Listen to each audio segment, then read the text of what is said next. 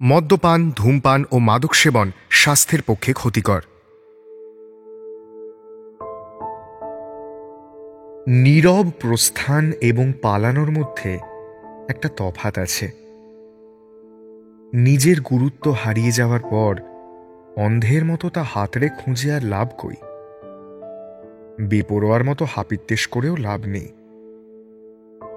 রিতম এ সত্য বুঝেছিল, আর বুঝেছিল বলেই মনের মধ্যেকার সমস্ত আকুলি বিকুলি অগ্রাহ্য করে একদিন ফিরতি উড়ানে চেপে পড়েছিল। অবশ্য রিতমের এই সমজদার মনের অস্তিত্ব ও নিজেও এতদিন জানত না। নিজেও ভেবেছিল উন্মাদ হয়ে যাবে। ইন্দ্রাণীকে সামনে দাঁড় করিয়ে নিষ্ঠুর বাক্যবাণে ঘায়েল করবে, দাবি করবে ভালোবাসা কিংবা অধিকার। তাতেও যদি কিছু না হয়, দুহাত পেতে ভিক্ষে করবে সান্নিধ্যের। এতদিনের সম্পর্ক চোখের জলে ইন্দ্রাণীর হৃদয় কি সামান্য নরম হবে না? কে জানে রিতম এসবের ভেতর থেকে কোনো এক পন্থা বেছে নিলে ঠিক কি হতো। কিন্তু আপনারা তো জানেন, রিতম ইন্দ্রাণীর কাছে ফিরে যায়নি, ফিরে গেছিল ব্যাঙ্গালোরে। আর এই আকাশপথে রিতম টের পেয়েছিল ওর সিদ্ধান্তের মধ্যে অভাব অনটন আছে বটে, আপোষ নেই। কাগজে কলমে কিংবা গায়ের জোরে জমির ওপর অধিকার জন্মায়, বাড়ির ওপর অধিকার জন্মায়, নারীর ওপর অধিকার জন্মায় কি? তাছাড়া ইন্দ্রাণী যদি ফিরেও আসলেই কি সমস্ত সমস্যা চুকে যেত? যে ইন্দ্রাণীর সঙ্গে নিরিবিলি এক স্টেশনে বসে দূরপাল্লা ট্রেনে পাহাড় যাওয়ার স্বপ্ন দেখত, সেই স্বপ্ন কি আর অক্ষত ছিল? যাজ্ঞে, যা হয়েছে আপনি জানেন। আর যা যা হওয়ার সম্ভাবনা ছিল কিন্তু হয়নি, সেসব বলে আর কাজ নেই। বরং ফিরে যাওয়ার পর রিতমের কি হয়েছিল আপনাদের বলি। রিতম ভালো ছিল না, কারোর পক্ষেই ভালো থাকা সম্ভব নয়। ভালো থাকা এক স্বতঃস্ফূর্ত অনুভূতি। দাঁতে দাঁত চেপে শরীরের সমস্ত কষ্ট সহ্য করে নেওয়া যায়, কিন্তু মনের ক্ষেত্রে তা কেবল এক খুপড়ি থেকে অন্য খুপড়িতে স্থানান্তর মাত্র। ব্যাঙ্গালোর ফেরার পর প্রথম দিকে কাউকেই কিছু বলতে পারেনি রিতম। ওর ফ্ল্যাটমেট অর্ক চ্যাটার্জি শতাধিকবার জানতে চেয়েছিল, আর প্রতিবারই উত্তরে রিতম বলেছিল, কই কিছু না তো, কিছু না, কিছুই হয়নি।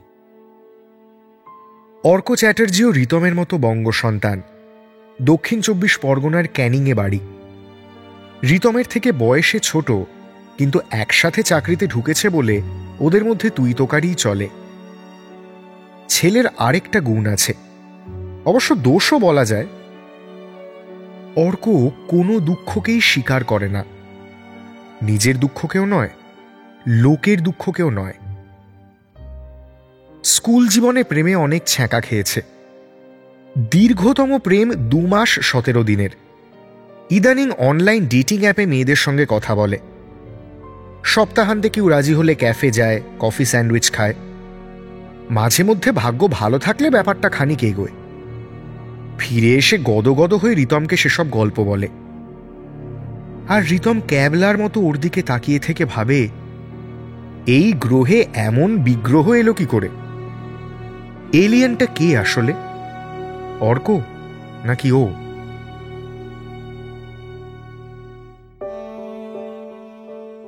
ইন্দ্রাণী এবং কলকাতাকে একরকম পাকাপাকি বিদায় জানানোর পর ব্যথা আর বেদনাতেই রিতমের প্রায় 2-3 মাস কেটে গেল। সিগারেটের সংখ্যা অল্প বিস্তর বাড়ল, কথাবার্তা আরো কমল। বিপদ টের পেয়ে একদিন রাতে প্রায় জোর করেই অর্ক রিতমের হাতে ধরিয়ে দিল হুইস্কির গ্লাস। কলেজ জীবনে টুকটাক মদ্যপানের এবং ছড়ানোর অভিজ্ঞতা প্রায় সবারই থাকে, রিতমেরও ছিল। কিন্তু তারপর থেকে দীর্ঘ বিরতি। তাই একটা পেগ পাকস্থলিতে পৌঁছতেই রিতম আর নিজেকে সামলাতে পারল না। শেষ চেষ্টা করেছিল অবশ্য নিজেকে শক্ত রাখার, কিন্তু শেষমেশ অর্ককে জড়িয়ে ধরে কেঁদে ফেলল। ভাই, ভাই বিশ্বাস কর, আমি আমি সত্যি ভালোবাসি ইন্দ্রাণীকে। ও ও নিজেও তো ভালোবাসতো। ফল না। অর্ক ঠিক এটাই আন্দাজ করেছিল। ব্যাটার ছেলে প্রথমবার ব্যাঙ্গালোরে এসে বুক পকেটে নোট রেখে আনন্দে এদিক ওদিক লাফাচ্ছিল। দেশে ফেরার পর বুক পকেট হাতড়ে দেখেছে নোট গায়েব। তবু খানিক সান্ত্বনা তো দিতেই হয়, যদিও অর্ক এ ব্যাপারটাই বিশেষ পটু নয়। ওর আনাড়ি কায়দায় একবার চেষ্টা করল। আগাগোড়া সমস্ত ঘটনা শুনে বলল, ভাই কষ্ট পাস না, দেখ এতে তো তোর কিছু করার নেই। ভাব রাস্তায় হাঁটতে হাঁটতে হোঁচট খেয়েছিস, বুড়ো আঙুলে হেভি লেগেছে। আরে তার মানে তো এই নয় যে তুই হাঁটতে পারিস না, কিংবা রাস্তাটা তোর চেনা নয়, তবুও। রিতম অর্ককে থামিয়ে বলল, কিন্তু আমি যদি আর একটু সাবধানে হাঁটতাম, আর একটু যত্ন নিতাম, আর একটু খেয়াল রাখতাম, আর একটু। অর্কের সহ্যের সীমা এইটুকুই। হাসতে হাসতে বলল, দেখ ভাই, মানছি তুই লং টার্ম ইনভেস্টর, তোর অভিজ্ঞতার দাম আছে, কিন্তু এই আরেকটুর কি কোনো শেষ হয়? নিজেকে দোষারোপ করে লাভ নেই। কিন্তু ইন্দ্রাণীকে যদি বুঝিয়ে। শোন, যদি সম্পর্কের মধ্যে কোনো সমস্যা হতো তাহলে ইন্দ্রাণী ঠিকই সমাধান খুঁজত, কিন্তু এখানে ইন্দ্রাণী আগেই সমাধান পেয়ে গেছে, তারপর সমস্যা খুঁজেছে। সবই তো বুঝতে পারছো চাঁদু, এবার মেনে নাও না, ন্যাকামো না করে।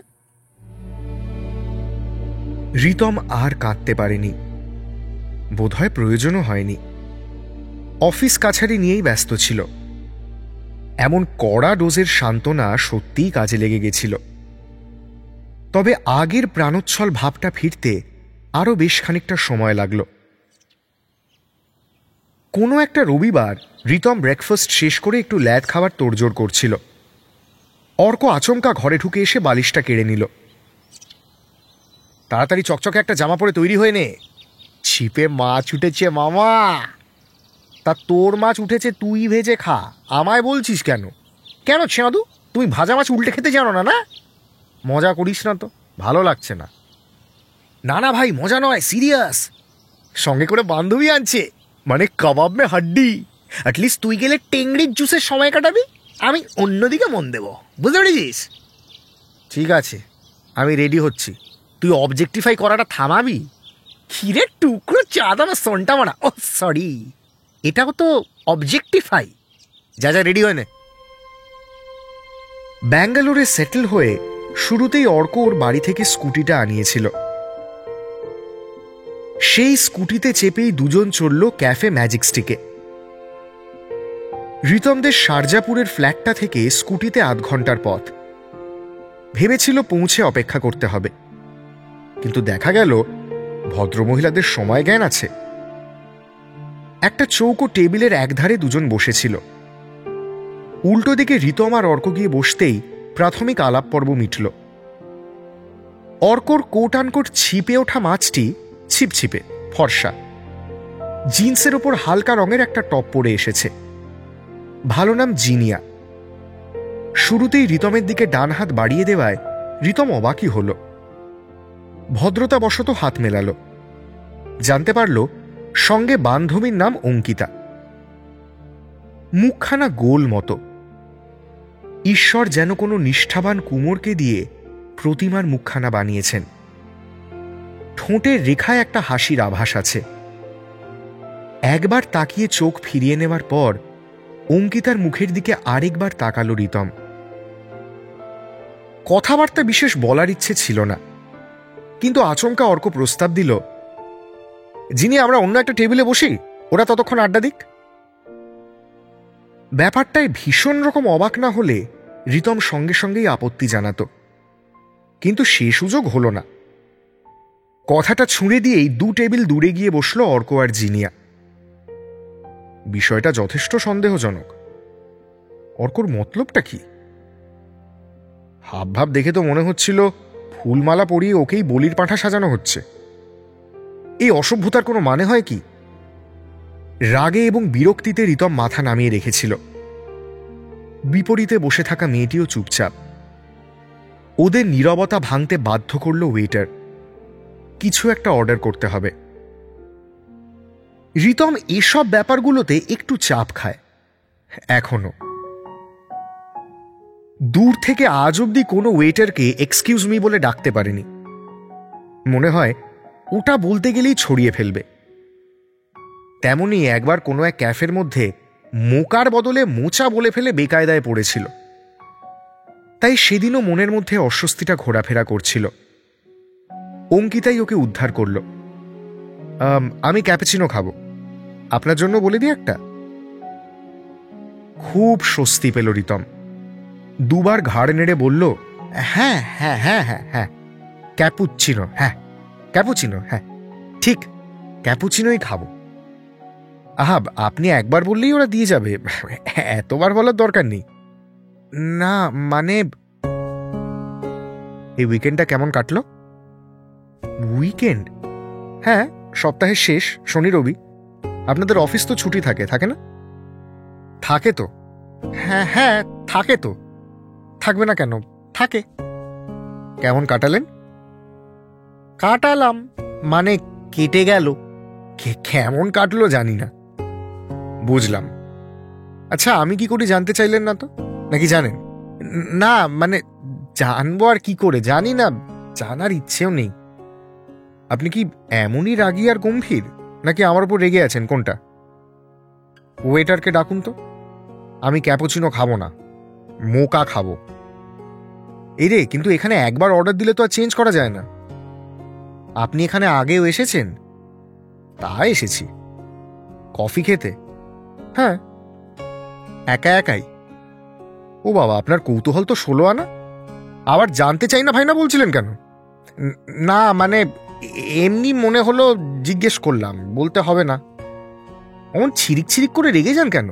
বলছি, ওই জিনিয়ার সাথেই এসেছিলাম, অর্কর সাথে ওর দেখা করা। এ বাবা, চা বলে দিলাম। মানে অর্ক জিনিয়ার সাথে আগেও দেখা করেছে? তাহলে আমায় আজ ধরে আনলো কেন? দাঁড়ান তো, আমি অর্ককে মজা দেখাচ্ছি। রিতম চেয়ার ছেড়ে উঠতে যাচ্ছিল। আচমকা অঙ্কিতা ওর হাতটা ধরল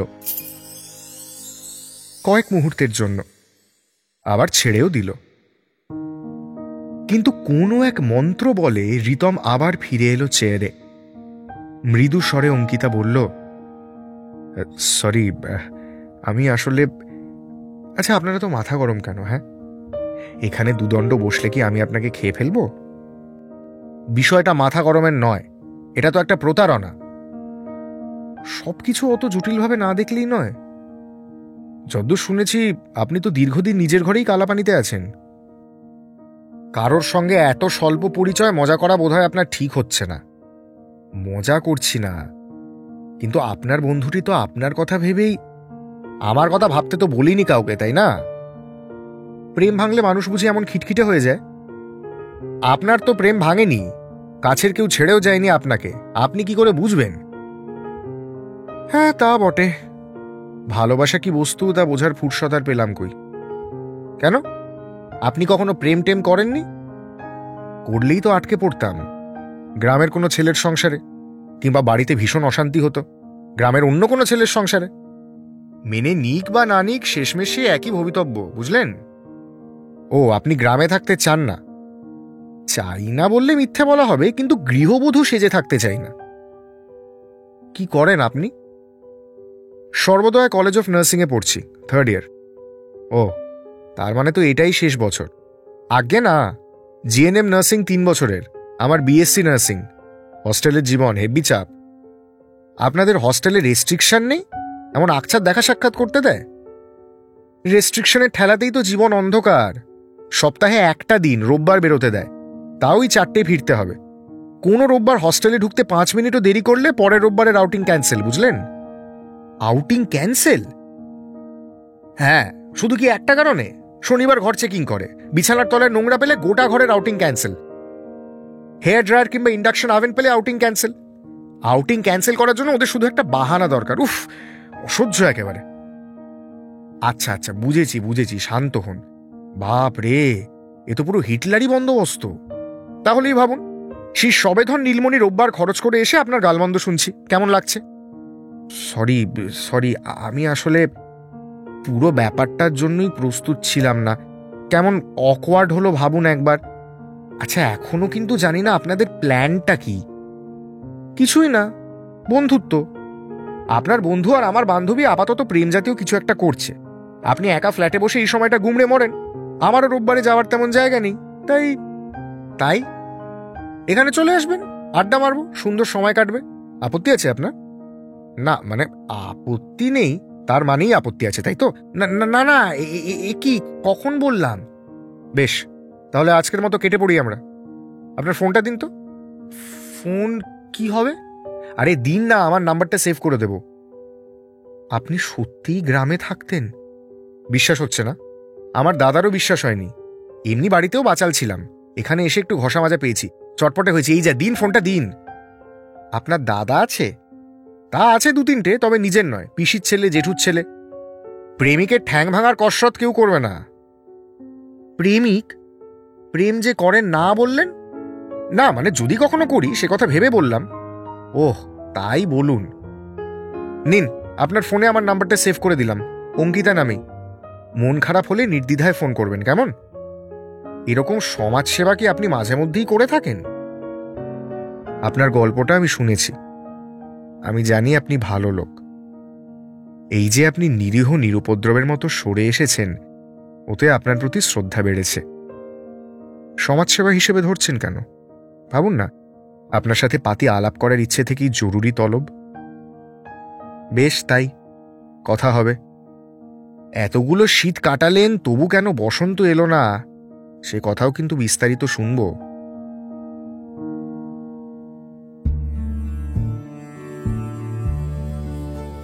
দুপুরের লাঞ্চ জিনিয়া আর অঙ্কিতা হস্টেলে ফিরেই খাবে। সপ্তাহে এই একটা দিন মানে রোববার করে হস্টেলে আলাদা আলাদা দল বেঁধে পছন্দ মতো রান্না করার ছাড় পাওয়া যায়। ওদেরও নাকি কোনো একটা দলে নাম লেখানো ছিল। মাংসের খিচুড়ি আর চাটনি, সামান্য আয়োজন, তবু হস্টেলের একঘেয়ে খাবারের সামনে অমৃত সমান। তাই অর্ক আর রিতমকেও ফিরে আসতে হলো। ফ্রিজে গত রাতের মুরগির ঝোল ছিল, সামান্য ভাত রাইস কুকারে বসিয়ে নিলেই চলবে। অর্ক ভয়ে ভয়ে ছিল, এই বুঝি রিতম ওর কলার চেপে ধরবে, কিন্তু সেসব কিছুই হলো না। দুপুরে খেয়ে দিয়ে দিব্যি দুজনে ভাত ঘুম দিল।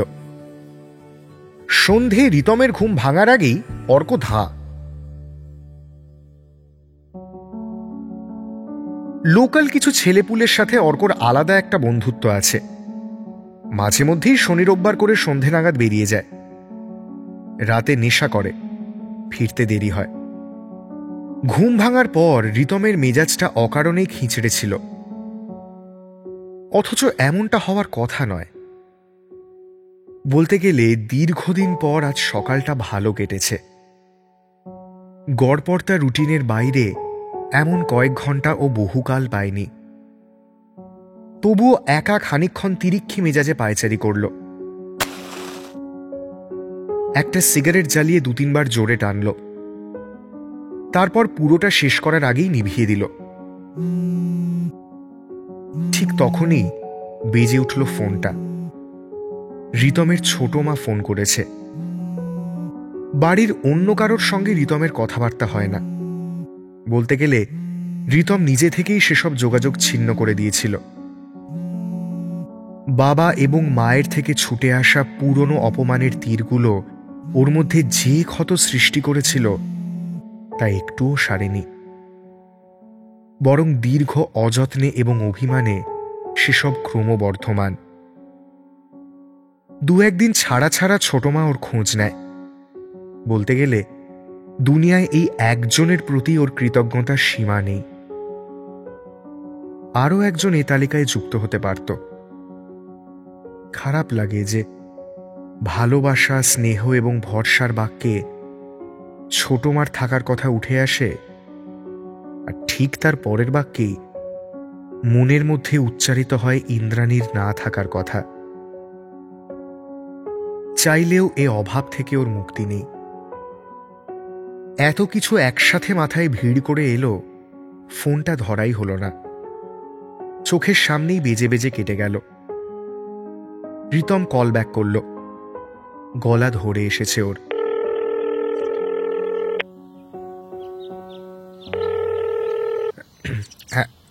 হ্যাঁ ছোট মা, বলো। ঘুমোচ্ছিলিস নাকি? ওই আর কি, বলো না। তোর সাথে একটা জরুরি কথা আছে, বলছি। তার আগে বড়দি তোর সাথে একটু কথা বলবে। দাঁড়া, ফোনটা দি। কেন কথা বলবে কেন? মায়ের বুঝি ছেলের সাথে কথা বলতে ইচ্ছে হয় না? কিন্তু এই মাসের টাকা তো আমি পাঠিয়ে দিয়েছি। ব্যাংকে কি কিছু সমস্যা হয়েছে, তুলতে পারেনি? অমানুষের মতো কথা বলিস না রিতম। এসব কি বলেছে কেউ? তাহলে মায়ের আমার সাথে কি দরকার? ভালো রিটার্ন পাবে বলে একটা ইনভেস্টমেন্ট করেছিল, রিটার্ন তো পাচ্ছে, আবার কি? দিনকে দিন একটা অসভ্য হয়ে যাচ্ছিস তুই। কথাগুলো বলতে তোর একবারও আটকালো না? যা ইচ্ছে বলে যাচ্ছিস। না আটকালো না, তুমি তো জানো সব। ওদের হয়ে ওকালতি করছো কেন? ছেলেরা চাকরি না পেলে সব বাপ মায়েরই চিন্তা হয়, তোরা বুঝবি না। বোঝার দরকারও নেই, দয়া করে এসব আর বলো না। বেশ, তাহলে তো আর তোকে কিছু বলাই চলে না। রাখছি আমি। রাখার কি হলো? কি একটা জরুরি কথা আছে বলছিলে? তা তো ছিলই। তুই দাদা হচ্ছিস শিগগিরই। ছেলে মানুষই জেদগুলো এবার একটু কমা। দাদা মানে সত্যি? আরে কবে কবে?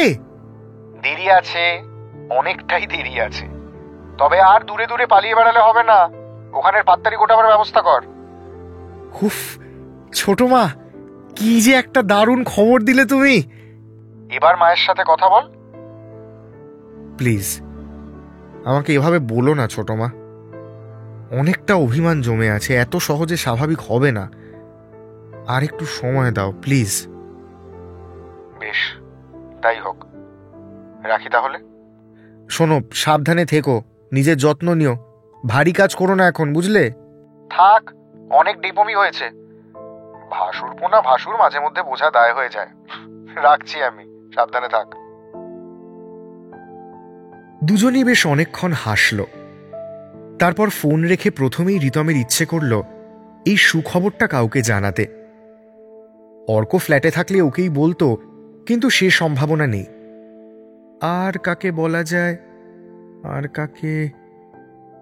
হঠাৎই অঙ্কিতার কথা মাথায় এলো। মেয়েটি বেশ ভালো, আশা করা যায় রিতমকে ফোন করলে খুব একটা বিরক্ত হবে না। খুব বেশি এ নিয়ে ভাবলে হয়তো ফোনটা করতো না রিতম। ভাবেনি বলেই হয়তো ফোন করল। আর দু একবার রিং হতেই ফোনটা ধরল অঙ্কিতা। রিতম নিজের গলাটা যতটা সম্ভব নরম করে জিজ্ঞেস করল, ব্যস্ত আছেন? না না, এই চা খাচ্ছি, বলুন না। আসলে আজ একটা দারুণ খবর পেয়েছি জানেন, খুব আনন্দ হচ্ছে। কি খবর? শুনি শুনি, বলা যাবে? বলবো বলেই তো, শুধু একটু ভূমিকা দরকার, বুঝলেন? আমার হাতে অনেক সময় আছে। ভূমিকা থেকে উপসংহার সবটুকু শুনবো। আপনি শুরু করুন। দেখবেন, যারা আমাদের কষ্ট দেয় আর ছেড়ে চলে যায় তাদের কথাই আমরা বলে বেড়াই, কিন্তু যারা আমাদের সঙ্গে থেকে যায় তাদের কথা আর বলা হয় না। তা বটে। জানেন, আমার একজন ছোট মা আছে। এই ঠুনকো জীবনে আমার প্রতি যার ভরসা অটুট, আমার প্রতি যার স্নেহ অমলিন। ছোট মা বলতে ছোট কাকিমা? হ্যাঁ, আর জানেন, আজ খবর পেলাম ছোট মার সন্তান সম্ভবা। আমি আমি দাদা হচ্ছি। আরে বাস, চমৎকার খবর তো। এই খাওয়ান কিছু একটা। বেশ বেশ, ক্যাপুচিনো খাওয়াবো না হয় পরের দিন। পরের রোববার আপনি আসবেন? না মানে, আপনার যদি কোনো ব্যস্ততা না থাকে। আমার আর ব্যস্ততা কিসের? কিন্তু আমি তো ভাবলাম একদিনেই এত বকেছি, আপনার মাথার সব পোকা মরে গেছে। ওই জন্যই তো আমার স্থির বিশ্বাস এক সপ্তাহে আমার মাথায় আরো কিছু পোকা জন্মাবে, সেসব মারতেই যাব না হয়। তা বলে আপনি আমায় পেস্টিসাইড বলবেন? না না, তা কি বলেছি। যাকে, মাংসের খিচুড়ি কেমন খেলেন? আপনি কি করে জানলেন? আহা, এই কারণেই তো আজ লাঞ্চ কাটালেন, এর মধ্যেই ভুলে গেলেন। ফুস, জানেন এরা ব্যাপারটা ঠিক জমিয়ে করতে পারে না, ঝুলিয়ে দিয়েছে পুরো। আপনি পারেন? আলবাত পারি, আপনাকে একদিন খাওয়াবো। খেয়ে যদি হাত না চেটেছেন, আমার নাম বদলে পেস্টিসাইড রাখবো। কথা খরস্রোতা নদীর মতো। অঞ্জন দত্ত লিখেছিলেন, কথায় কথা বাড়ে। বরফ পাহাড় থেকে একবার জন্ম নিলে আর সহজে বিরাম নেই। অনেকক্ষণ কথা হলো দুজনের। কতক্ষণ সে হিসেব ওরাও রাখেনি কথা বলার সময়। 1.5 ঘন্টা পর ফোন কেটে গেল যখন, রিতম খেয়াল করল অনেক দিন পর কারোর সাথে এতক্ষণ নির্বিকারে কথা বলল। সহজ সরল কথা, গন্তব্যহীন পায়চারি। মনটা এমনি কেমন ফুরফুরে হয়ে গেল, যেন কোনো কর্মব্যস্ত জীবন কাটিয়ে বাড়ি ফিরে এসে অনেক গল্প করা হলো। অনেকটা দৌড়ে এসে ঝর্ণার সামনে দাঁড়ালো। মাঝে মধ্যে কথা বলার তৃষ্ণাও মানুষকে পেয়ে বসে, বরং সবচেয়ে বেশি করে পেয়ে বসে। অর্কর সঙ্গে টুকরো টুকরো অনেক কথা হয় বটে, কিন্তু মনের কথা খুলে বলার ক্ষেত্র বা যোগাযোগ বোধহয় দু ছেলের মধ্যে থাকে না।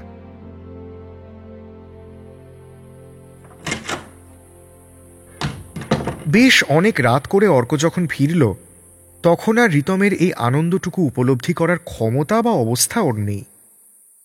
পরদিন অফিস, ফিরেই ধপ করে পড়ে গেল বিছানায়। রাতে রিতম ফ্ল্যাটের জানলা থেকে উঁচু উঁচু ইমারতের দিকে তাকিয়েছিল খানিকক্ষণ। গোটা দিনটার কথা ভাবছিল। না, মন্দ কাটেনি, বরং এমন দিন ফিরে ফিরে এলে ও লুফে নেবে। এ সমস্ত ভাবনার মধ্যে একদিনের জন্য হলেও ও বিত্তবান। একদিনের জন্য হলেও ঘুমোতে যাওয়ার আগে ওর নিত্য নৈমিত্তিক অভাব অনটন ওকে জাঁকিয়ে ধরেনি। এই বা কম কিসের। পরদিন অফিসে ঢোকাই স্তক রিতমের মাথায় অঙ্কিতার চিন্তা আসেনি।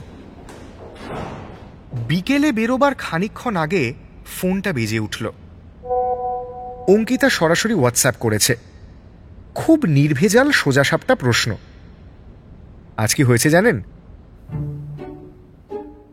কোনো মানুষের পক্ষেই অফিসে কাজ করতে করতে জানা সম্ভব নয় বেশ কিছু কিলোমিটার দূরের এক নার্সিং কলেজে কি হয়েছে, কিংবা কোনো এক অঙ্কিতার জীবনে কি ঘটেছে।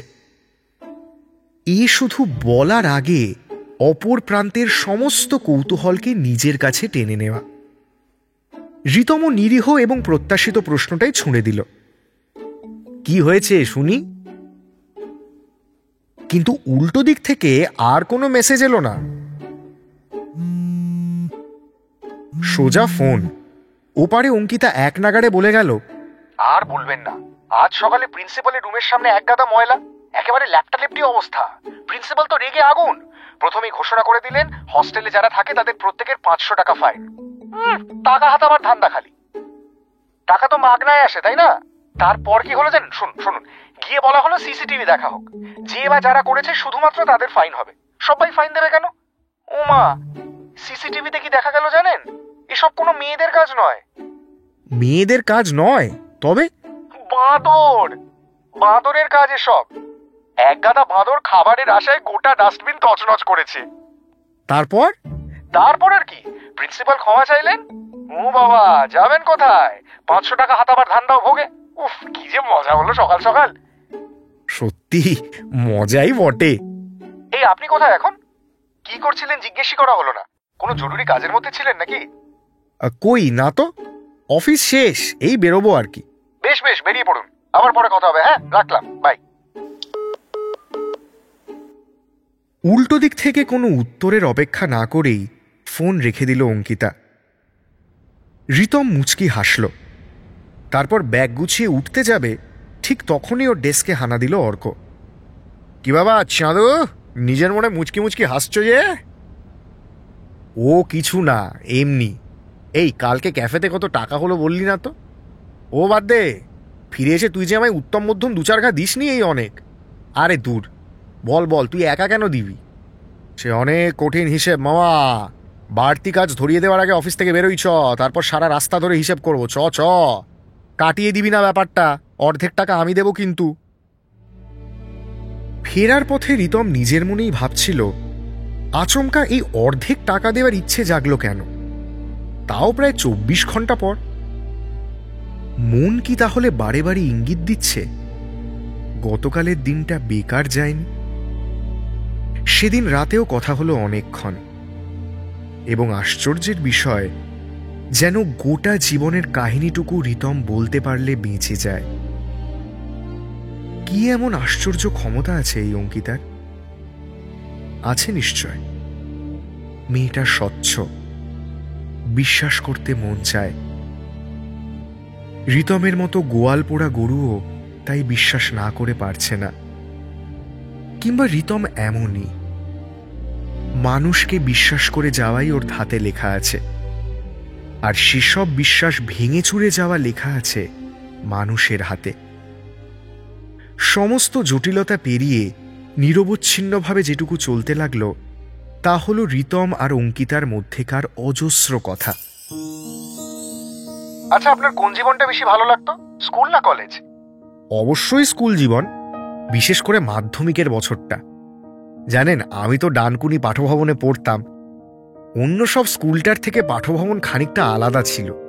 না মানে বিরাট পড়াশোনা করে লোকজন আকছার রাজ্য স্তরে মেধা তালিকায় নাম লেখা তো এমন নয়, তবে তবে কি বলুন? মায়া ছিল, আনন্দ মেলা ছিল, সামান্য একটা ফুটবল টুর্নামেন্ট নিয়েও কত আবেগ ছিল। বলতে গেলে কেমন যেন বিভোর হয়ে যাই। আর জানেন তো, মাধ্যমিকের বছরটা ভাবলেই কেমন যেন গায়ে কাঁটা দেয়। কি ভাবলে? ভূগোল পরীক্ষায় আমি সব উত্তর লিখিনি, জানা প্রশ্ন ছেড়ে দিয়ে অজানা প্রশ্নের উত্তর লিখেছিলাম। জানেন কেন? এমন কেউ করে? করে করে, রিতম করে। আরে বাবা, ভেবে দেখুন, ভূগোল ছিল আমাদের বেলায় শেষ পরীক্ষা। ভূগোল পরীক্ষা দিলেই মাধ্যমিক শেষ। এবার জানা প্রশ্নের উত্তর দিলে তো অনেক লিখতে হবে, তাই যেটা কমন পাইনি বানিয়ে লিখতে হবে সেটা লিখলাম। অল্প লিখলেই উত্তর শেষ। কেমন বুদ্ধি বলুন আমার? সত্যি আপনার বুদ্ধির কথা শুনে হিংসে হয়। তা এত সময় বাঁচিয়ে কি করতেন? কি আবার করব, সাইকেলটা নিয়ে সোজা ঝালুয়ার বেড়। আমি আর থাকে সব। ইন্দ্রাণীকে ভোলার চেষ্টা করছেন কেন? কেন করছি আপনি জানেন না? জানি, কিন্তু বারবার আড়াল করতে চাইলে ইন্দ্রাণী আরো প্রকটভাবে হাজির হবে যে। তবে কি করব আপনি বলুন। মেনে নিন, মেনে নিন ইন্দ্রাণীকে আপনি ভালোবাসেন এবং ইন্দ্রাণী আপনাকে ছেড়ে চলে গেছে। বললেই মেনে নেওয়া যায়? এত সহজ? আপনি হলে পারতেন? সহজ নয়, তবে আমি যদি আপনার জায়গায় থাকতাম চেষ্টা করতাম। তছনছ হয়ে যাওয়া সহজ, কিন্তু সহজ বলেই কি তছনছ হয়ে যাব? আপনাকে যারা বাচাল বলে মিথ্যে বলে।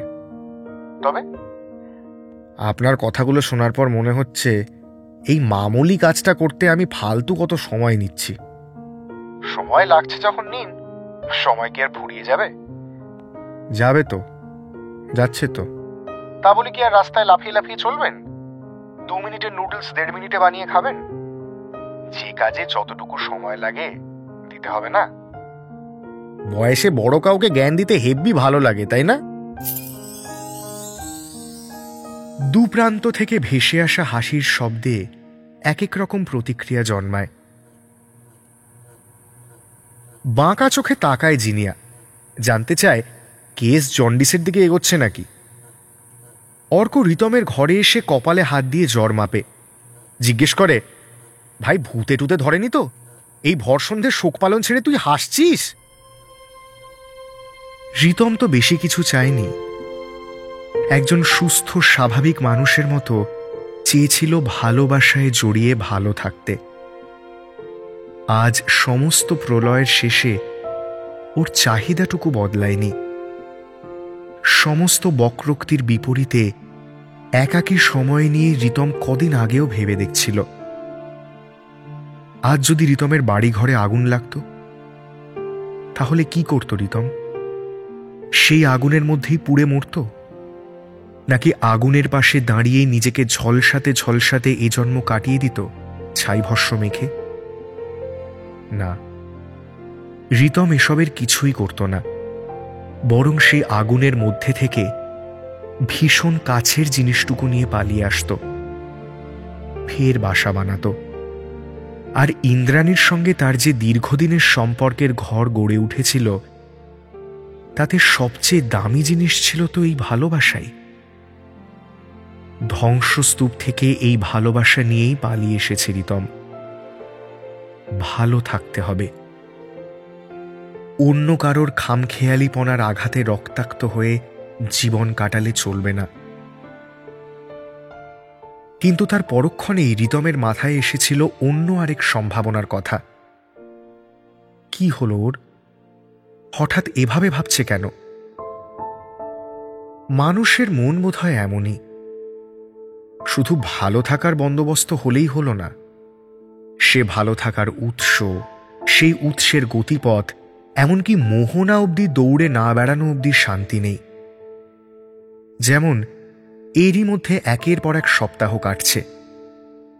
এমনও হয়েছে অর্ক যায়নি, জিনিয়া যায়নি, কিন্তু রিতম আর অঙ্কিতা গিয়ে সময় কাটিয়েছে ক্যাফেতে। এই তো অঙ্কিতাদের ফাইনাল পরীক্ষার মাসখানেক আগের কথা। অল্প অল্প শীত পড়তে শুরু করেছে। ক্যাফের একটা টেবিলে দুদিকে দুজন, নানাবিধ বিষয়ে কথাবার্তা চলছিল। জানেন, আমি হেব্বি লাভ দড়ি খেলতে পারতাম। লাভ দড়ি? হ্যাঁ, চোখ বুঝে 100 বার, দড়ি পায়ে লাগবেই না। ওরে বাবা, সে তো ভয়ঙ্কর ব্যাপার। কেন, আপনি পারেন না?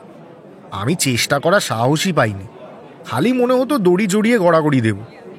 উফ, আপনি না ভীষণ ভীতু। তা বটে। ঠিক এরকম জায়গায় দুজন থামল। পরবর্তী প্রসঙ্গের আগে একটা সূক্ষ্ম নীরবতা।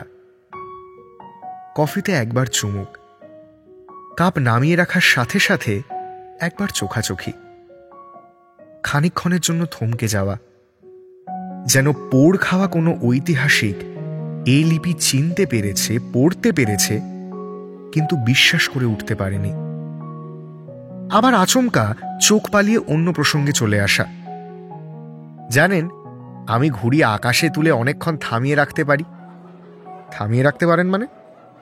মানে ঘুড়ি এমনিই উড়বে, আমাকে লাটাই ধরতে হবে না, সুতো ধরতে হবে না। উমা, এমন হয় নাকি? হয়তো, দেখিনি। আচ্ছা, আপনি প্যাঁচ খেলতে পারেন? আমি কোনোদিন প্যাঁচ খেলিনি। কেন? অঙ্কিতা, জানো, আমার খালি মনে এই যা, তুমি বলে ফেললাম। উদ্ধার করলে আমায়। এতদিন ধরে আমাকেও আপনি চালিয়ে যেতে হচ্ছিল বাবা, হাঁপ ছেড়ে বাঁচলাম। আগেই বলতে পারতে। কি বলছিলে সেটা বলো না। হ্যাঁ, প্যাঁচ খেলিনি, কারণ আমার খালি মনে হতো দরকার কি বলো তো?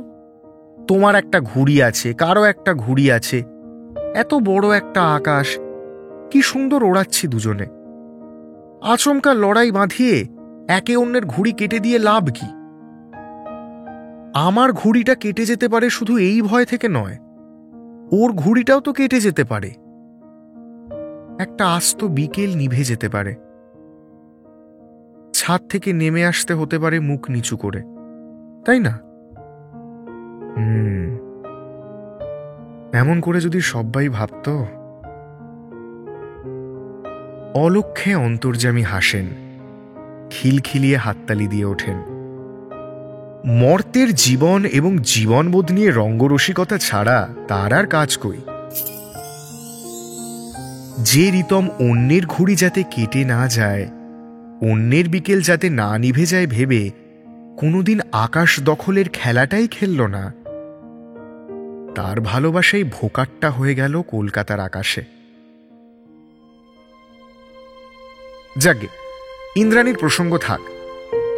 আপাতত রিতমের মন এইসব ভালো লাগার উৎস থেকে মোহনা অবধি পৌঁছে মাঝে মধ্যেই বিপদের আশঙ্কা টের পাচ্ছিল।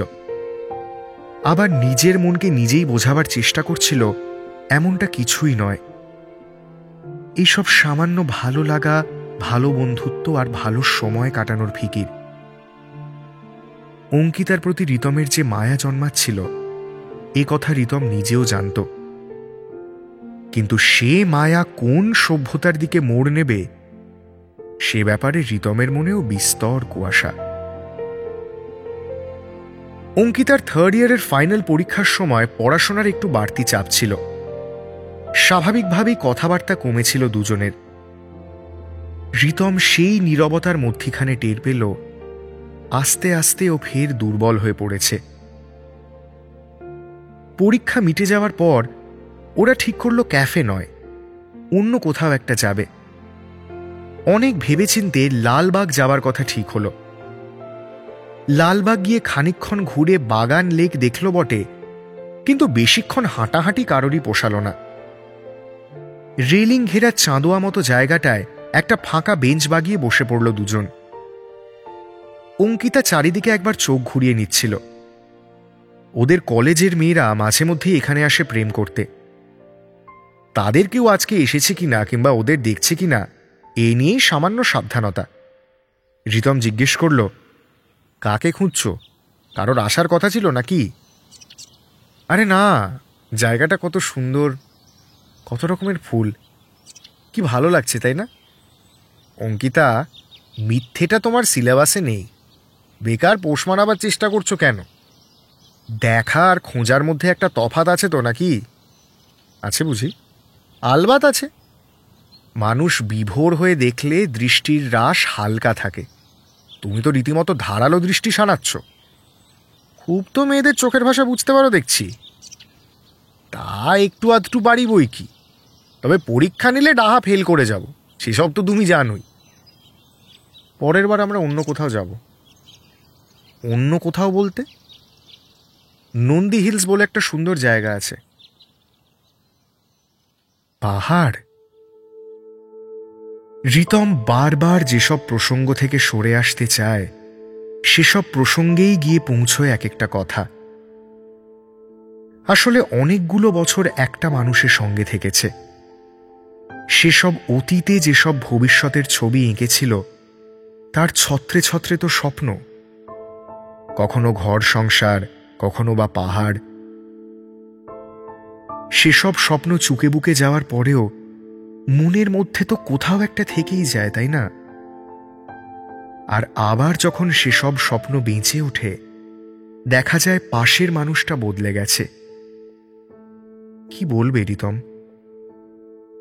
পলকা সাঁকোর ওপর দাঁড়িয়ে ওকে সিদ্ধান্ত নিতে হবে ওর সামনে বসে থাকা মেয়েটির চোখে জ্বলে ওঠা সমস্ত আলো নিভিয়ে দেবে, নাকি নিজেকে মেরামতের চেষ্টা করবে। এভাবে ভাবার পর বরং বেছে নেওয়া সহজ হলো রিতমের কাছে। কত কী তো কথা থাকে, কত কথাই তো হারিয়ে যায়। মানুষ বেঁচে থাকে বর্তমানকে আঁকড়ে। রিতম পাহাড় যাবে, অঙ্কিতার সঙ্গেই যাবে। কি এত ভাবছ? না, ভাবছিলাম কবে যাওয়া যায় আর কি। মিথ্যেটা না তোমারও আসে না। আরে না, আচ্ছা তুমি কি করে ছাড় পাবে? বিকেলে ঢুকতে পারবে না তো? বাবা, সে প্ল্যান আছে। কীরকম শুনি? ক্রমশ প্রকাশ্য। আপাতত ধরে রাখো ফেব্রুয়ারির শেষের দিকে আমরা যাচ্ছি। বেশ বেশ বেশ, ধরে রাখলাম। আপাতত ফেরা যাক নাকি? এই কটা বাজে? ইস, আজ বোধহয় দেরি হয়ে যাবে জানো। পরের রোববার আউটিং ক্যান্সেল হতে পারে, কি আর করা যাবে। না না, এসব চলবে না, এসব চলবে না। পাঁচিল ডিগোতে পারো তুমি? একটা রোববার দেখা না করলে চলবে না? ভেবে দেখো, সোম থেকে শনি অবধি দেখা পাই না, একটা রোববারই জোটে গরিবের ভাগ্যে। আহারে, মজা পাচ্ছ তো? পাও। ক্যাবলা রিতম, গোবেচারা রিতম, চোখে সেই বায়না গোছের চাহনি। এই সরলতার কাছে যে কেউ বশ্যতা স্বীকার করে নিতে বাধ্য। অঙ্কিতা আজকাল ওর চোখের দিকে তাকালে কেমন যেন হারিয়ে যায়। মনে হয় মায়ার সমুদ্রে বারবার হারিয়ে ফেলছে থই। রিতমই সম্বিত ফেরালো। দেরি হচ্ছে কিন্তু, এখনো বেরিয়ে গেলে সময় পৌঁছবে। রিতম, বলো কিভাবে ছাড় পাবো বলো তো? কিসের ছাড়? পাহাড় যাওয়ার বলছিলাম যে এইমাত্র। ও হ্যাঁ হ্যাঁ, সে তো কি সব ওই ক্রমশ প্রকাশ্য হেনতেন বললে। তারপর আসলে আমি বাড়িতে বলবো ট্রেনে ফিরছি, কিন্তু ফিরবো প্লেনে। সস্তায় টিকিট দেখে রেখেছি। ফিরবে মানে? প্ল্যানটা শোনো না। না না না না না, দাঁড়াও দাঁড়াও, কোথায় ফিরবে? বাড়ি। এ কি, কবে ঠিক হলো? বলনি কেন? আবার লুকিয়ে যাচ্ছিলে? আরে এই তো বলছি, এখন শোনো, চুপ করে লাফালাফি করো না। আচ্ছা আচ্ছা বলো। ফ্লাইট মাঝরাতের দিকে, কিন্তু একটা ফেক টিকিট বানাবো সকালের ট্রেনের। চাপ হবে না? আরে আমি ওই দিন ওই ট্রেনের টিকিট কেটেছি কিনা কি করে দেখবে? যদি অ্যাপ থেকে দেখে, ও দাদাকে ফিট করা আছে, ও কেটে পাঠিয়েছে বলবো। মাইরি, তুমি তো গুণধর মেয়ে। এবার ভোর ভোর বেরিয়ে শটার নন্দী হিলস, ফিরে এসে প্লেন কলকাতা।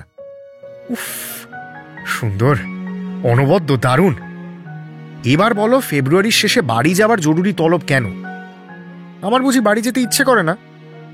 না মানে অবশ্যই করে, তোমার বাড়ি তুমি যাবে, কিন্তু ছুটির মধ্যে গেলে না হঠাৎ ফেব্রুয়ারিতে? দাদার বিয়ে। ও সেই পিস্তুতো না খুঁড়তুতো যার কথা বলেছিলে? এটা খুঁড়তুতো? তাহলে কি আর বলি বলো, সাবধানে এসো। তা তোমার দাদা কোথায় কাজ টাজ করে? ও বাবা, সে এলাহি ব্যাপার, সেন্ট্রালের চাকরি, এখন হাওড়া RMS এর অ্যারেঞ্জমেন্ট ক্লার্ক। তবে তো বিয়ে ইত্যাদি ফেলে রাখার দরকার নেই। টাক না পড়লে তো রাজকুমারীও ভাগ্যে জুটতে পারে।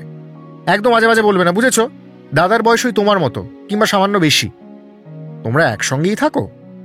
হ্যাঁ, দাদাকে অনেকে বলেছে চন্দনপুর থেকে ডেইলি প্যাসেঞ্জারি না করে কলকাতার দিকে একটা ফ্ল্যাট কিনতে, কিন্তু দাদা বাড়ি কিংবা বাবা মা কাউকেই ছাড়তে নারাজ। বুঝলুম। তার নাম কি এই দাদার? এমন সুপুত্রের নাম জেনে রাখা দরকার, সকাল বিকেল নাম জপ করতে পারবো। বিপুল। বিপুল কর।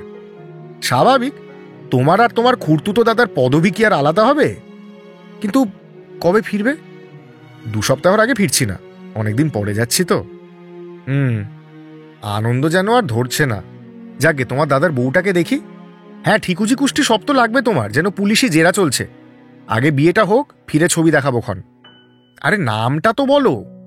ওটা আমিও জানি না, মাইরি বলছি। মাইরি আবার কি কথা? কাদের সঙ্গে মিশে সব শিখছো? ইস, সেই তো সেই তো।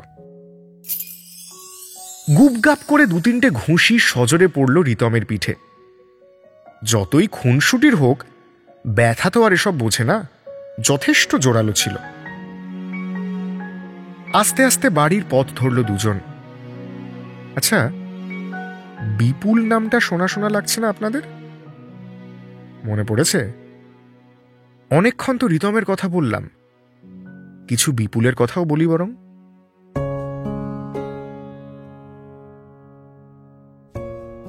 বিপুল উচ্চতায় মাঝামাঝি। বিপুলের গায়ের রং না ফর্সা না কালো, ওই মাঝামাঝি। পড়াশোনাতেও মধ্য মেধার। খুব বেশি কিছু হবে না বুঝতে পেরে সরকারি চাকরির পড়াটা তাড়াতাড়ি শুরু করেছিল, আর সেই সুবাদেই আপাতত হাওড়া RMS এর অ্যারেঞ্জমেন্ট ক্লার্কের চাকরিতে সুখে জীবন কাটাচ্ছে। বিপুলের প্রতিটা দিন রুটিন মাফিক চলে। সকালে উঠে চা খেয়ে টুকিটাকি বাজার দোকান, ফিরে এসে স্নান করার আগে খানিক বাগান চর্চা, তাড়াহুড়ো করে দাড়ি কামিয়ে স্নান করে ফুলবাবুটি সেজে নেওয়া, মায়ের রেঁধে দেওয়া মাছের ঝোল কিংবা ডিমের কারি দিয়ে কোটা 1 থালা ভাত মেখে গলাধ্যকরণ, তারপর সাইকেল নিয়ে স্টেশনে দৌড়। বাইক কেনার কথা অনেকেই বলেছে, কিন্তু বিপুল ওর ক্লাস 5-এর সাইকেলের মায়া এখনো কাটিয়ে উঠতে পারেনি। সেই সাইকেলে স্টেশন পৌঁছে মশাগ্রাম লোকাল। চন্দনপুরের সময় 8:42। সামনের দিক থেকে 4 নম্বর কোচের প্রথম গেট দিয়ে উঠে ডান দিকের জানলা। 3 জন বসেই থাকে এবং তারা 4 নম্বর জায়গায় কাউকে বসতে দেয় না যতক্ষণ না বিপুল ওঠে। দুদিক মিলিয়ে বলতে গেলে 10 জনের সংসার। 2 জন চ্যানেলে ঢুকে দাঁড়িয়ে থাকে, ঘুরিয়ে ফিরিয়ে বসে। ট্রেন হাওড়া পৌঁছয় 10:10 কিংবা পুরোপুরি 10টায়। বাকিদের 11টায় অফিস, কিন্তু বিপুলের অফিস 10টা থেকেই। স্টেশনের রাস্তাটা পেরিয়েই গঙ্গার ধারে বিল্ডিং, একতলায় পোস্ট অফিস, দোতলায় বিপুল বসে। বিপুল দোতলায় ব্যাগটা রাখা মাত্রই চা নিয়ে হাজির হয় পণ্ডিতদা। পণ্ডিতদা অফিসের বেয়ারা নয়, বিপুলের সহকর্মী নয়, সামনের ফুটে চা সিগারেট বিক্রি করে। এর আগে অফিসে অনেক বড় বড় সাহেবরা এসেছেন, এখনো বিপুলের ঘরেই ওর বড় সাহেব বসেন। কিন্তু এই বয়ে এনে চা খাওয়ানোর বন্দোবস্ত শুধুমাত্র বিপুলের জন্যই জুটেছে। তার অবশ্য কারণও আছে অনেক। বিপুলের কথায় এবং কাজে অন্যকে ভালোবাসা এবং ভালো রাখার একটা দুর্বার চেষ্টা সহজেই লক্ষ্য করা যায়। প্রতিটা মানুষকে বোঝার জন্য যেন ও ব্যাকুল। এই পণ্ডিতদার দোকানেই যেদিন প্রথম দাঁড়িয়েছিল, পণ্ডিতদার নিজেকে দোকানদার মনে হয়নি। রোজ হাওড়া স্টেশনে লাখ লাখ লোক আসে, হাজার হাজার লোক তার থেকে চা খায়। অথচ আজও পণ্ডিতদা অল্প ভাবলেই দিনটাকে দেখতে পায়। সাদা শার্ট ইন করা এক ভদ্রলোক এসে দাঁড়িয়ে বলল, দুটো চা দেবেন? ব্যস্ততার মধ্যে পণ্ডিতদা এক ভাঁড় চা এগিয়ে দিয়ে বলেছিল, বাড়িয়ে দিন। ভেবেছিল ভদ্রলোকের সঙ্গে আরও কেউ আছে, কিন্তু বিপুল অল্প হেসে বলেছিল, আরেকটা চা আপনার জন্য। এই যে, এই দোতলায় বসবো আমি। বলতে গেলে প্রতিবেশী তো হলেন আমার, তাই না? এখনো পণ্ডিতদা খৈনি বানাতে বানাতে ভাবে, সেদিন মুখে খৈনি থাকলে হয়তো লোকটার উপর বিরক্ত হতো। কিংবা ব্যস্ততার সময় এমন মশকরায় বিরক্ত হওয়া অস্বাভাবিক কিছু না। কিন্তু সেদিন কি যে হয়েছিল, নিজের বানানো চা খেয়ে অদ্ভুত তৃপ্তি পেয়েছিলেন। দীর্ঘ দশকের দোকান তার, অথচ নিজে বানিয়ে চা কবে খেয়েছেন মনে করতে পারেন না। এ তো গেল শুরুর দিন। কদিন পর থেকে পণ্ডিতদার মনে হলো লোকটা সত্যিই পাগল। বাড়ি যাওয়ার সময় 4:20-25 নাগাদ এক ফ্লাস্ক চা নেন 50 টাকা দিয়ে। একবার থাকতে না পেরে জিজ্ঞেসও করেছিল বিপুলকে। বিপুল উত্তরে বলেছিল, ফেরার পথে ট্রেন ধরার তাড়া থাকে সবার, কে আর বিকেলের চা খেয়ে ট্রেনে ওঠে, তাই আমিই নিয়ে যাই, একসাথে যাই আসি, একটা বন্ধুত্ব হয়ে গেছে আর কি। যাতায়াতে বন্ধুত্ব হয়ে যায় এ কথা পণ্ডিতদা বিলক্ষণ জানেন, কিন্তু সেসব 1-8 ঘন্টার বন্ধুত্বের জন্য কে রোজ ফ্লাস্কে করে চা নিয়ে যায় পণ্ডিতদার জানা নেই। যাকে এমন গল্প বলতে গেলে শেষ হবে না। বিপুল বাড়ি ঢোকে ওই 5:45 নাগাদ। হাতে মাঝে মধ্যে থাকে চপের কিংবা ঝালমুড়ির প্যাকেট। মা বাবার সাথে জমিয়ে বসে চা মুড়ি খায়, নিজের সারাদিনের গল্প বলে, তাদের সারাদিনের গল্প শোনে। সপ্তাহান্তে সন্ধে বন্ধুদের সাথে মাচায় বসে আড্ডা দেয়। কিন্তু যখন রাতে শোবার জন্য ঘরে যায়, সহজে ঘুম আসে না। মনে হয় নিজের সবটুকু কাউকে খুলে বলা হলো না। আর তখনই মনে হয় একটা প্রেম করলে ভালো হতো। জীবনের সঙ্গিনীর অভাবটা হাড়ে হাড়ে টের পায়। তাই বাড়ির লোক যখন বিয়ের প্রসঙ্গ তুলেছিল, বিন্দুমাত্র আপত্তি করেনি বিপুল। যৎসামান্য লজ্জা চোখে এঁকে বলেছিল, দেখো তোমরা যা ভালো বোঝো। বুঝে শুনে আশিসবাবু এবং রত্নাদেবী তাদের একমাত্র ছেলের জন্য সুপাত্রীর বন্দোবস্ত করলেন। মেয়ের নাম ইন্দ্রাণী সাহা, বাড়ি জগদীশপুর। মেয়ে গৃহকর্ম নিপুণা নয়, তবে সুন্দরী। ঘরের কাজকর্ম আজকাল কেউই আর বাপের বাড়িতে শেখে না, নিজের সংসার হলে শিখে টিখে নেবে। আর বিপুলেরও এক দেখাতেই মেয়েকে পছন্দ হয়ে গেল। ব্যাস, শুরু হয়ে গেল বিয়ের তোড়জোড়। বিয়ে পাকা হওয়ার পর থেকেই বিপুলের দিনগুলো কেমন অদ্ভুত ঝলমলে হয়ে গেল। মাঝে মধ্যে আপন মনে কি সব ভাবে আর মুচকি মুচকি হাসে। সমস্ত কিছুই ভালো লাগে। ভিড় ট্রেন লিলুয়া পেরিয়ে দাঁড়িয়ে থাকলে বিরক্ত হয় না। সহকর্মীরা অন্যায় আবদার করলেও চটে যায় না। মাঝে মধ্যেই নিজের চেয়ার ছেড়ে নেমে আসে পণ্ডিতদার দোকানে। এক ভাঁড় চা খেয়ে একটা সিগারেট ধরায়। ধোঁয়া ছাড়তে ছাড়তে চোখ বোঝে, টোপর পরে নিজেকে দেখে, আর লজ্জায় লাল হয়ে যায়। পণ্ডিতদা জিজ্ঞেস করে, কি ব্যাপার বাবু, কদিন ধরে অন্যমনস্ক দেখাচ্ছে? বিপুল পণ্ডিতদার কৌতূহল বাড়িয়ে দিয়ে জিজ্ঞেস করে, কি মনে হচ্ছে বলুন তো? পণ্ডিতদা আসমান জমিন ভেবে জানায়, মনে হচ্ছে কিছু একটা ভাবছেন আর ভেবে খুবই মজা পাচ্ছেন। বলুন না কি ব্যাপার? বিপুল হাসতে হাসতে বলে, বলবো বলবো, জলদি বলবো, আরেকটু অপেক্ষা করো। তারপর একদিন বিপুলের বিয়ের পাকা কথা মেটে, কার্ড ছাপা হয়, আর সেই কার্ড ভর্তি ব্যাগ নিয়ে মশাগ্রাম লোকালে ওঠে বিপুল। প্রথমে আধকামড়া লোককে নেমন্তন্ন করে ফেলে নিমেষের মধ্যে। বিপুল যেন সেদিন অফিস যাত্রী নয়, কোনো এক অভিজ্ঞ হকার। কার্ড একটা দিলেও এক একজনের কাছে আলাদাভাবে গিয়ে বলছিল বিয়েতে আসার কথা। ওদের দলের কল্যাণদার সঙ্গে সঙ্গে ঘোষণা করে দিল, আমরা তাহলে বিপুলকে একটা আইবুড়ো খাওয়াবো এই ট্রেনেই। ছোটখাটো না, বিপুল আয়োজন করা হবে। কি বিপুল, আপত্তি নেই তো? কারোরই আপত্তি থাকার কথা নয়। ঠিক হলো সোমবার সবাই আলাদা আলাদা পদ বাড়ি থেকে রাঁধিয়ে আনবে। সাত সকালেই শুভ কাজ সেরে ফেলা হবে। বিপুল সেদিন অফিসের লোকজনকেও নেমন্তন্ন করল। অফিসে প্রিয়পাত্র হওয়ার মুশকিলও অনেক। বিপুলের কাজ হলো লোকজনের ডিউটির সময় ঠিক করে দেওয়া। আরএমএস মানে রেলওয়ে মেল সার্ভিস পোস্টাল ডিপার্টমেন্টের হলেও রেলের ওপরই নির্ভরশীল, তাই 24 ঘন্টায় অফিস খোলা। লোকজনের ঘুরিয়ে ফিরিয়ে ডিউটি, কারো সকালে, কারো দুপুরে, আবার কারো রাতে। প্রত্যেকের ছুটির দিনও আলাদা। এই এত লোকের ডিউটি টাইম নির্ধারিত হয় বিপুলের হাতে। এমনকি প্রাপ্য ছুটি ছাটা, পেড লিভ থেকে এমার্জেন্সি লিভ, বস্তুত কিছুই মঞ্জুর হবে না বিপুল বেঁকে বসলে। বোঝাই যাচ্ছে অ্যারেঞ্জমেন্ট ক্লার্ক পোস্টখানার হাতে সমস্ত কর্মচারীদের সুখ দুঃখ পরোক্ষভাবে নির্ভরশীল। যেমন কারোর বিয়ে বাড়ি আছে, আগের দিন রাতে বা পরদিন সকালে ডিউটি হলে সুবিধে হয়। কারো রাতে পার্টি আছে, তাই পরের দিন দুপুরে হলে ঘোর কাটিয়ে আসতে পারবে। এসব নিত্য নৈমিত্তিক আবদার লেগেই থাকে।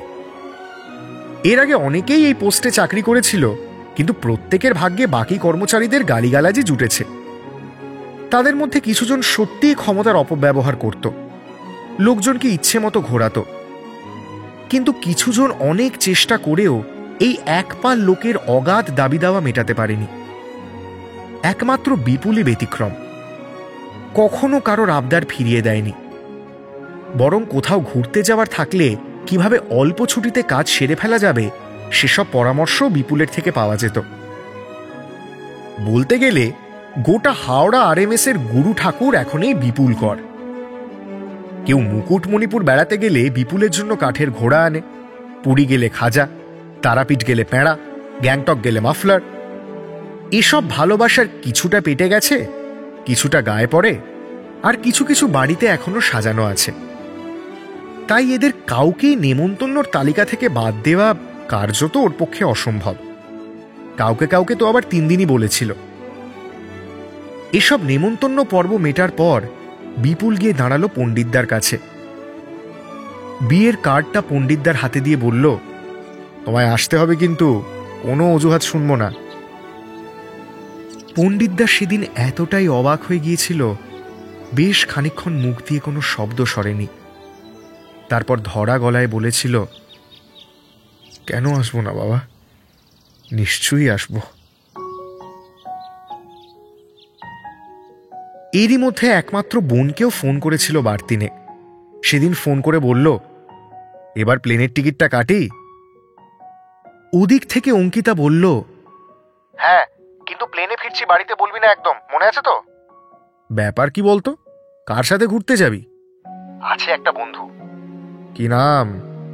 রিতম। শুধুই বন্ধু? হ্যাঁ, মানে বন্ধুই তো। আচ্ছা বেশ, অনেক কাজ আছে তোর, জলদি চলে আসবি। উফ দাদা ভাই, তুই না, প্লেনের টিকিট তো কাটবি তুই, জলদি আবার আসবো কি করে? প্লেনটা কি আমি চালাবো? না মানে সাবধানে আসিস। ঠিক আছে, হয়েছে। আপাতত আমার ফোন রেখে বৌদির সাথে কথা বল।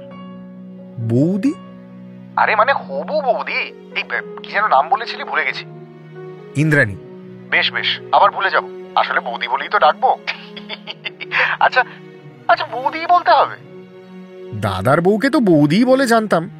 না মানে, তুমি না কেমন একটা জানো, বৌমণি বলে, বৌদিদি বলে, কত কি বলে আজকাল। দেখ তোর কোন নামটা ভালো লাগে, তোর বৌদি তুই ডাকবি, তোদের ব্যাপার। বৌমনিটা বয়স্ক বয়স্ক শোনাচ্ছে বুঝলি, বউ দিদি বলবো কেমন? বেশ, তাই বলিস। ও ও হ্যাঁ, তুই কি কি পড়বি বিয়েতে ঠিক করেছিস? কিনতে হবে তো। অনলাইনে কিনবি নাকি ফিরে? ফিরেই কিনবো, তুই নিয়ে যাবি আমায়। মা জেঠিমারা গেলে আমার আর কিছু কেনা হবে না। জো হুকুম ম্যাডাম, রাখি তাহলে। ঢং যত সব, রাখ। আর সিগারেট খাওয়াটা বাড়িয়েছিস নির্ঘাত। তুই কি করে জানলি? জানি জানি, সেই ছোট থেকে তো চিনি। এখন তো তুমি ডানা মেলে উঠছো। সেই কবে থেকে জোনাকি দিকে ভালো লাগতো তোর, বলে উঠতে পারিসনি, কিন্তু কাগজ পাকিয়ে সিগারেটের মতো টানতে টানতে গোটা ঘর ঘুরে বেড়াতিস। যত বাজে কথা, একদম মিথ্যে বলবি না।